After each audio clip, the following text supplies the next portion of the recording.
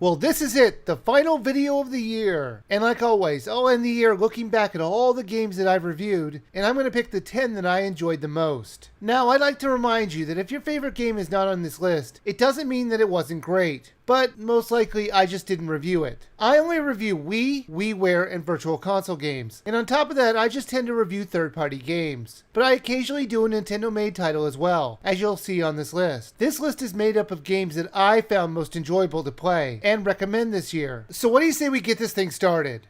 Number 10. Pac-Man! You know, nothing's better than a classic, and this one definitely would apply. Its simple gameplay was way more enjoyable than I expected. It's a fantastic game to just sit down and play for a few minutes at a time, and it often kept me playing a lot longer than I planned. Originally named Puck-Man, the creators changed the name because they knew that there would be a lot of no-good teenagers who would remove the P from it and add in another letter. Come on, we all know what I'm talking about. Duckman. How crazy would it be if they changed it to that? Silly teenagers. Number 9. Remington's Super Slam Hunting, Africa. This one's gotta be one of the better rail shooting hunting games out there that I've played. The overall feel of the title when it comes to the missions feels different and spread out, so it doesn't feel like you're exploring the same area over and over again. They really were different, even if some of the missions didn't make much logical sense. Like take for example this level. I just got attacked by a few crocodiles, who by the way are very aggressive and quick. My character decides this would be a good time to wait around in the crocodile infested waters to go look at a waterfall. Yeah, that's a great idea. You know, after that, why don't we stick our hands in a bee's nest? Oh, and then if we're still alive, we can go play Slap the Cobra in the face. Now, there is one thing I do think I should bring up, and that's one of the stages where you're in the car just shooting animals. What kind of hunting is that? I mean, I can kind of see going through the forest and skillfully getting down and shooting animals. That takes some kind of skill and effort. Plucking animals off when you're in a Jeep isn't a sport. It's you being an ass. Look at it. You don't even want those animals. You're just leaving them while you're driving by. There's just like bodies everywhere. Oh, there's another one. Why bother ever getting out of the car? We could just shoot him now. Hey guys, give me my machine gun. Damn, Africa is fun. Number 8.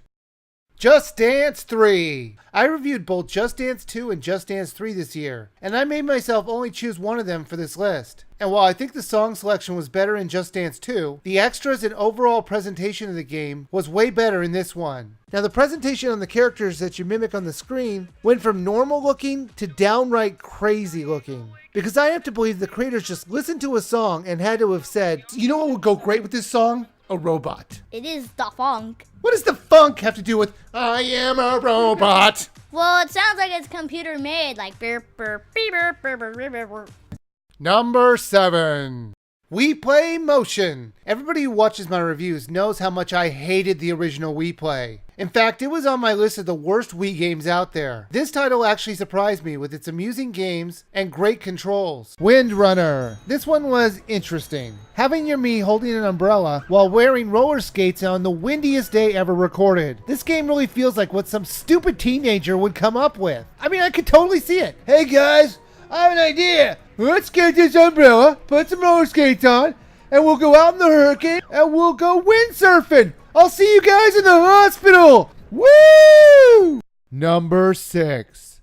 You Don't Know Jack. I have loved this series ever since it was created back in the 90s. It has only gotten better with age, as the Wii version is just as much fun as it was on the PC. The game's sense of humor and the sarcastic host were what made this game outstanding for a single-player game or for a party. Questions, while they may sound crazy, are actually quite challenging and enjoyable to answer. Suppose I Can't Believe It's Not Butter comes out with a 5 stages of grief line of products. After I Can't Believe It's Not Butter, which product would come next in the line?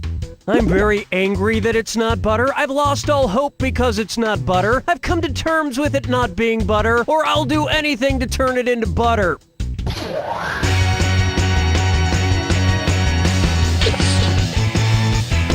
Player 2? I know, I've been there. But look, margarine isn't the end of the world. A lot of people have eaten it and turned out just fine. Player 1. In the Kubler-Ross model of grief, the 5 stages are denial, followed by anger, then bargaining, depression, and acceptance. And I have to be honest, I'd totally buy a product called I'm very angry that it's not butter. Especially if they got Mel Gibson for the commercials and he was yelling at a piece of toast. Number 5. Skylanders! Spyro is back in this new adventure, and this time he brings a character swapping mechanic. And it was actually a lot of fun to do. Plus the level designs and overall look and feel of the game were really well done as well. The story is about, man, that's disturbing. How freaky is it that the first thing you see in this game is a disembodied head talking to you? Anyways, the story is about the Skylanders coming back to this mystical world to stop the evil cat. Oh my god! How many disembodied heads are in this game? Are they trying to give kids nightmares? Number 4.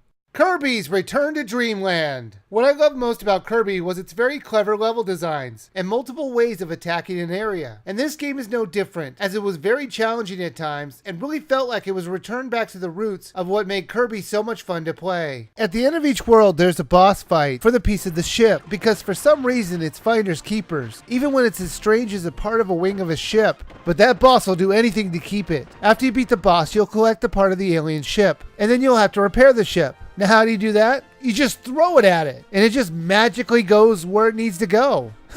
I wish I could just toss a part on my car and it'll fix it. Number 3.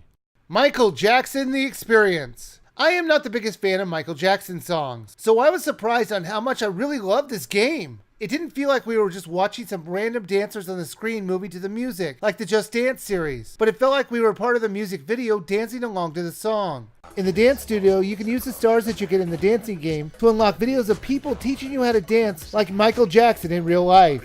The people teaching you these moves sure did come off dry and boring. And one of the teachers in particular just didn't seem like he belonged there. 2, 3. Greetings, I'm Travis Payne. Hi, I'm Maris from Paris. Hi, my name is Brahim. You can call me David, the dancer. Welcome to Michael Jackson. The Experience. Now, we're gonna show you some of your favorite moves. We call this one the overhand. Put one hand over the other, and you're dancing. Right, left, right, left, right, left. It goes a long time. Legs up, you put your legs down, put your legs up, put your legs down.